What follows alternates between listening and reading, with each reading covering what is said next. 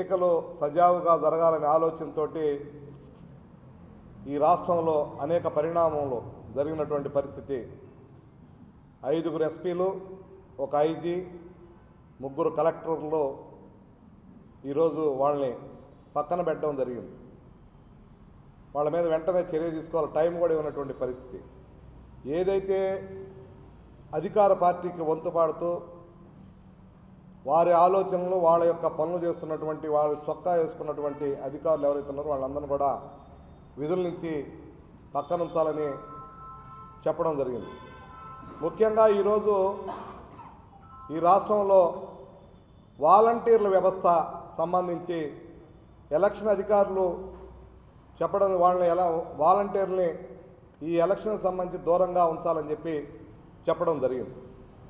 అయితే అనేక మంది ఈ రాష్ట్రంలో ఉన్నటువంటి పరిస్థితుల దృష్ట్యా పెన్షన్లు వృద్ధులకు కావచ్చు, వికలాంగులకు కావచ్చు, అనేక మంది ఇవ్వాల్సినటువంటి పరిస్థితి ఉంది.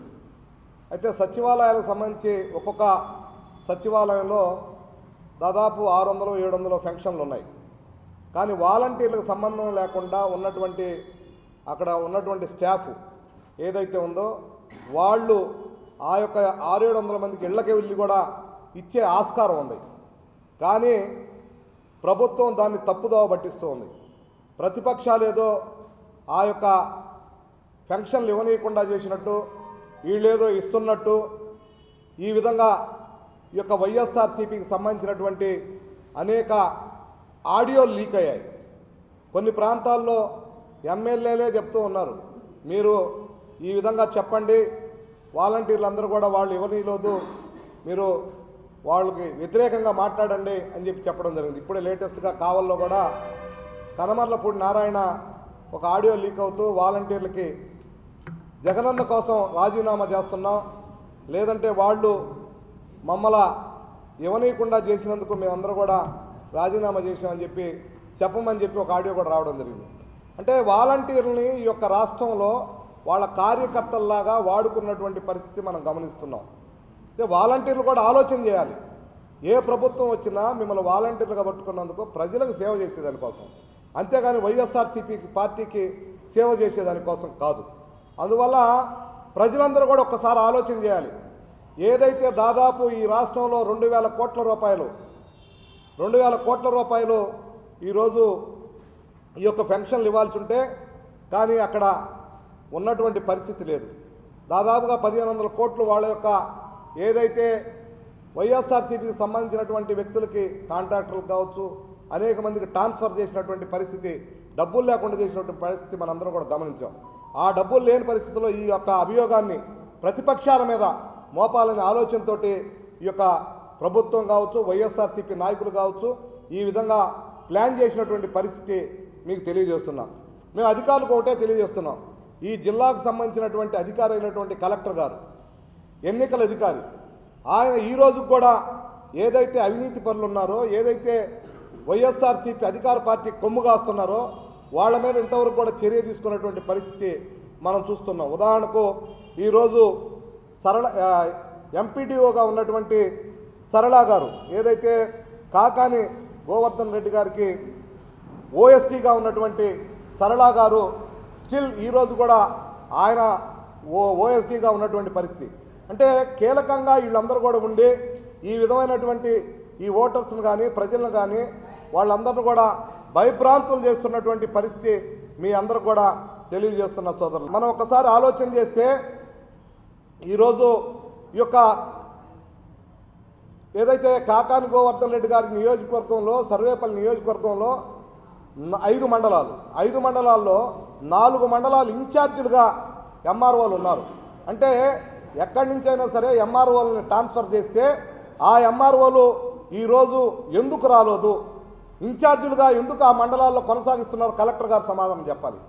ఎప్పుడైతే ఎలక్షన్ వచ్చిందో, ఎలక్షన్ కోడ్ వచ్చిందో, ఆ యొక్క ఏదైతే ఎంఆర్ఓలు ఉన్నారో వాళ్ళని అక్కడ డ్యూటీ వేసినప్పుడు వాళ్ళు ఎందుకు రాలేదు, రాని వాళ్ళ మీద ఏం చర్య తీసుకున్నారు, అదేవిధంగా ఇన్ఛార్జీలు ఎందుకు కొనసాగిస్తున్నారు, ఇది మంత్రి గారికి మీరు దాసోహం అయ్యారా, లేకపోతే మంత్రి గారికి చెప్పినట్టు చేస్తున్నారా అని చెప్పి ఒక్కసారి భారతీయ జనతా పార్టీ ప్రశ్నిస్తూ ఉంది.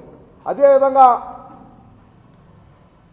పీడీ గారు సాంబశివారెడ్డి గారు ఈరోజు ఇంకా అధికారంలో వన్ సైడ్ చేస్తున్నటువంటి వ్యక్తి. ఈయన్ను కూడా నిధుల నుంచి తప్పించాలని భారతీయ జనతా పార్టీ డిమాండ్ చేస్తుంది. డిపిఓ గారు సుస్మితారెడ్డి గారు డిపిఓ గారు ఈరోజు కూడా ఈ యొక్క ఓటర్స్ను కానీ ప్రజలను కానీ భయభ్రాంతులు చేస్తున్నటువంటి పరిస్థితి. ఆమెను కూడా విధుల నుంచి తప్పించాలని భారతీయ జనతా పార్టీ తెలియజేస్తుంది. ముఖ్యంగా నేను ఒకటే అడుగుతున్నా, అసలు ఏదైతే కలెక్టర్ గారు ఉన్నారో ఈ కలెక్టర్ గారిని వెంటనే నిధుల నుంచి తప్పించాలని సేవని గుర్తించి వైఎస్ఆర్సీపీ నెల్లూరుకి వేయడం జరిగింది. ఆయన ఇంకా ఆ సేవలోనే ఉన్నాడు. ఎందుకంటే ఎలక్షన్ ఆల్రెడీ వచ్చినా సరే కలెక్టర్ గారు వైఎస్ఆర్సీపీకి సంబంధించినటువంటి వారందరిని కూడా కాపాడుతూ ఈ అధికారులందరినీ కూడా ఎందుకు ఇంకా ఉంచారని చెప్పి మేము అడుగుతున్నాం. అదేవిధంగా జెడ్పీ డిప్యూటీ సిఇఓ చిరంజీవి గారు నిధుల్లో కొనసాగించడం ఇప్పటికి కూడా మీరు మారలేదు. అందువల్ల భారతీయ జనతా పార్టీ ఎలక్షన్ ఆఫీసర్స్ని మేము కలెక్టర్ గారిని వెంటనే వారి నిధుల నుంచి తప్పించి మరి ఒకరిని ఆ ప్లేస్లో ఉంచాలని చెప్పి కోరుతూ ఉన్నాం. అదేవిధంగా కావలి సంబంధించి ఆర్డీఓగా దాదాపుగా 5 సంవత్సరాల నుంచి ఆయన కంటిన్యూగా మధ్యలో ఒకసారి ట్రాన్స్ఫర్ అయ్యాడు. మళ్ళా ఆ యొక్క ప్రాంతంలో ఆర్డీఓ ఉన్నటువంటి పరిస్థితి. ఈ ఆర్డీఓని ఎందుకు కొనసాగిస్తున్నారని చెప్పి మేము కలెక్టర్ గారిని కోరుతూ ఉన్నాం. అందువల్ల కలెక్టర్ గారు దీనికి అంతా బాధ్యత వహించి ఆయన్ను కూడా ఈ యొక్క నిధుల్లో తప్పించాలని కోరుతూ ఉన్నాం. కావలి ఎమ్మెల్యే గారు దగదత్తి మండలంలో ర్యాలీలో విజయసాయిరెడ్డి గారి ర్యాలీలో ఒక బుల్లెట్ మీద పోలీస్ అనే ఒక నేమ్ రాసి ఉంది. అంటే ఆ పోలీస్ అనే రాసినటువంటి బోర్డు వేసుకున్నటువంటి ఎమ్మెల్యే మీద ఇంతవరకు ఏమన్నా కేసు కట్టారా, లేకపోతే దాని మీద విచారణ చేశారా? దానికి సంబంధించినటువంటి ఎలక్షన్ ఆఫీసర్లు వెంటనే ఎవరైతే ఉన్నారో వాళ్ళని సస్పెండ్ చేయాలి, ఆ యొక్క ఎమ్మెల్యే మీద కేసు కట్టాలని చెప్పి భారతీయ జనతా పార్టీ డిమాండ్ చేస్తుంది. అదేవిధంగా ఈరోజు చూస్తున్నటువంటి పరిస్థితులు మనం చూస్తే ఈ యొక్క జిల్లాలో ఉన్నటువంటి ఏదైతే విజయసాయిరెడ్డి గారు కావచ్చు, వాళ్ళ ఎమ్మెల్యేలు కావచ్చు, వాళ్ళందరూ కూడా ప్రజల్ని భయభ్రాంతులు చేసి ఈ ప్రాంతంలో ఉన్నటువంటి ఓటర్స్ని లేకుండా చేయాలని ఒక ఆలోచన జరుగుతూ ఉంది. వారందరిని కూడా కట్టడి చేయాల్సినటువంటి పరిస్థితి అధికారుల మీద ఉందని చెప్పి కూడా తెలియజేస్తున్నా. ఇకన ఎమ్మడే ఈ కలెక్టర్ గారి మీద, నెల్లూరు జిల్లా హరినారాయణ గారి మీద వెంటనే చర్య తీసుకోవాలి. ఏదైతే ఎస్పీ తిరుమలేశ్వర రెడ్డికి ఏ గతి అయితే పట్టిందో కలెక్టర్ కూడా అదే విధంగా ఉండాలని చెప్పి మేము కోరుతూ ఉన్నాం. ఎందుకంటే ఈ యొక్క అధికారులు సరైనటువంటి విధానంలో పోవట్లేదు, సరైనటువంటి నిర్ణయాలు తీసుకోవట్లేదని చెప్పి భారతీయ జనతా పార్టీ తెలియజేస్తుంది. ముఖ్యంగా ఏదైతే అధికారులు ఉన్నారో ఇప్పటివరకు పోలీస్ కావచ్చు, రెవెన్యూ కావచ్చు, మున్సిపాలిటీలో కావచ్చు ఉన్నటువంటి అధికారులందరూ కూడా ఏ విధంగా వైఎస్ఆర్సీపీకి గతంలో ఏ విధంగా సహకరించారో మా అందరికి కూడా తెలుసు. వారి మీద ఎవరైతే వైఎస్ఆర్సీపీకి ఈ రోజు కూడా సపోర్ట్ చేస్తున్నారో నేను ఒకటే చెప్తున్నా అధికారులకు, మీరందరూ కూడా పబ్లిక్ సర్వెంట్స్, పబ్లిక్ మనీతో మీ జీతాలు తీసుకుంటా ఉన్నారు. వైఎస్ఆర్సీపీ మన ముఖ్యమంత్రి జగన్మోహన్ రెడ్డి గారు సొంత డబ్బులు ఇవ్వట్లేదు, అదేవిధంగా మంత్రులు కూడా ఎవరు డబ్బులు ఇవ్వట్లే.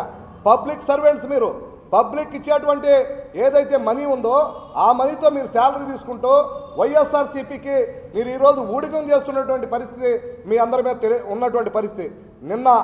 ఈరోజు మనం చూస్తున్నాం ఏదైతే మా కూటమిలో ఉన్నటువంటి, మేము కలిసి ఉన్నటువంటి ఎన్డీఏ కూటమిలో ఉన్నటువంటి మాజీ కౌన్సిలర్ కప్పిల శ్రీనివాసులు గారిని ఏ విధంగా దౌర్జన్యంగా కేసు కట్టారో, లేనిపోని ఏది కేసు లేకపోయినా సరే సృష్టించి ఆ ప్రాంతంలో కేసు కట్టినటువంటి పోలీస్ అధికారుల మీద కూడా వెంటనే చర్య తీసుకోవాలి. వాళ్ళ మీద కూడా మేము లెటర్లు పెడతాం. అదేవిధంగా ఈ యొక్క ప్రాంతంలో పోటీ చేసినటువంటి ఎన్డీఏ అభ్యర్థులు ఏదైతే ఉన్నారో ఎన్డీఏ అభ్యర్థుల మీద ఎక్కడా కూడా వాళ్ళని ఎక్కడా కూడా గౌరవించట్లేదు అధికారులు. ఎందుకంటే ఉదాహరణకు ఇప్పుడు ఉన్నటువంటి టౌన్ ఎమ్మెల్యే, ఎన్డీఏ ఎమ్మెల్యే అయినటువంటి నారాయణ గారి మీద అనేక సోదాలు చేయడం జరిగింది. మీరు విజయసాయిరెడ్డి ఇంట్లో చేశారా, లేదా మస్తాన్ రావు గారి ఇంట్లో చేశారా, లేకపోతే అనిల్ గారి ఇంట్లో చేశారా, ఎవరింట్లో సోదాలు చేశారు? ఒకటే అడుగుతున్నాం, ఎమ్మెల్యేలు అందరూ స్వచ్ఛందంగా ఉన్నారా? రామిరెడ్డి ప్రతాప్ కుమార్ రెడ్డి మీద చేశారా, కాకాని గోవర్ధన్ రెడ్డి ఇంట్లో చేశారా? ఎవరి మీద చేయకుండా మీరు ఒక్క నారాయణ గారి మీదే టార్గెట్ చేయడానికి ఆస్కారం ఏముంది? ఎన్డీఏని టార్గెట్ చేస్తున్నట్టుగా భావిస్తూ ఉన్నాం. ఇలాంటి అధికారులందరూ కూడా తప్పనిసరిగా ఎలక్షన్ ఆఫీసర్ల ముందు నిలబెడతాం. ముందు కలెక్టర్ గారిని రీకాల్ వెంటనే నిధుల నుంచి తప్పించి వేరొక కలెక్టర్ని అపాయింట్ చేయాల్సిందిగా కోరుతున్నాం. ప్రజలందరూ కూడా ఒక్కసారి ఆలోచించండి. వాలంటీర్ల వ్యవస్థలో ఉన్న దృష్ట్యా ఈరోజు ప్రభుత్వం ఒక కొత్త డ్రామా ఆడుతుంది. డబ్బులు లేకుండా మళ్ళీ ఒక్కసారి మీకు తెలియజేస్తున్న ప్రజలారా, ఈ డ్రామాలో ఈరోజు ఉన్నటువంటి పరిస్థితుల్లో వైఎస్ఆర్సీపీ డ్రామా ఆడి మీకు 1వ తారీఖు రావాల్సినటువంటి పెన్షన్లు ఇవ్వట్లేదు. కానీ ఆర్డర్లు కూడా ఇవ్వడం జరిగింది. కలెక్టర్ గారి ఆధ్వర్యంలో టీచర్స్ మీ ఇళ్ళకి వచ్చి కానీ అదేవిధంగా సచివాలయాల దగ్గరకు పోయి కూడా మీ యొక్క ఏదైతే పెన్షన్లు తీసుకోవచ్చని చెప్పి చెప్పడం కూడా జరిగింది. మీరు అందరూ కూడా ప్రజలందరూ కూడా గమనించి ఏదైతే ఈ ద్వంద్వ వైఖరి అవలంబిస్తున్నటువంటి వైఎస్ఆర్సీపీ నాయకులకు కానీ రాబోయేటటువంటి రోజుల్లో ప్రజలందరూ కూడా బుద్ధి చెప్పేదానికి ఆల్రెడీ ప్రిపేర్ అయ్యారు. ఆ విధంగా మీరందరూ కూడా ఆలోచన చేసి సరైనటువంటి నిర్ణయం తీసుకోవాలని ప్రజలందరూ కూడా భారతీయ జనతా పార్టీ కోరుతూ ఉంది. ఈరోజు 6 లక్షల మంది ఉండొచ్చు, అంటే వారిని 2 లక్షల మంది వాళ్ళను కూడా ఓట్ బ్యాంక్గా చేసుకునే విధంగా ఈ డ్రామాలన్నీ జరుగుతున్నాయి.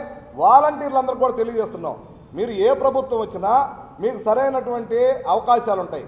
అంతేగాని మీరు వన్ సైడ్ చేస్తే రేపు మీరు కూడా దానికి బాధ్యులుగా ఉంటారని చెప్పి మీ మీద ఈ మధ్య కొత్తగా చెప్తున్నారు. వాలంటీర్లందరూ రాజీనామా చేయండి, మళ్ళా మా ప్రభుత్వం వస్తుంది, మా ప్రభుత్వం వస్తే మిమ్మల్ని మళ్ళా మేము వాలంటీర్లుగా అపాయింట్ చేస్తామని చెప్తున్నారు. ఒక్కసారి కేసు ఫైల్ అయితే వాలంటీర్ల మీద కానీ ఎవరి మీద అయినా సరే కేసులు ఫైల్ అయితే మీకు ఉద్యోగాలు కూడా రావు. ఇప్పటికే మిమ్మల్ని ఎంఎస్సి, ఎంటెక్, అదేవిధంగా ఏదైతే డిగ్రీ, పీజీలు చేసినటువంటి ఈ యొక్క ఎంతమంది అన్ఎంప్లాయ్మెంట్స్ అందరిని కూడా ఈరోజు వాళ్ళ భవిష్యత్తు వాలంటీర్ల రూపంలో వాళ్ళని చేర్చుకొని వాళ్ళ భవిష్యత్తును అన్యాయం చేసినటువంటి పరిస్థితి. అదేవిధంగా జాబ్ క్యాలెండర్ లేదు, టీచర్స్కి లేదు, ఎంప్లాయీలు అన్ని క్షేత్రాలని అన్ని వ్యవస్థల్ని ఈరోజు డ్యామేజ్ చేసినటువంటి పరిస్థితి మన అందరం కూడా చూస్తూ ఉన్నాం. మరిన్ని వీడియోస్ కోసం ఛానల్ ని సబ్స్క్రైబ్ చేయండి. లేటెస్ట్ అప్డేట్స్ కోసం వాట్సాప్ ఛానల్ ని ఫాలో చేయండి. అండ్ లింక్ డిస్క్రిప్షన్ లో ఉంది.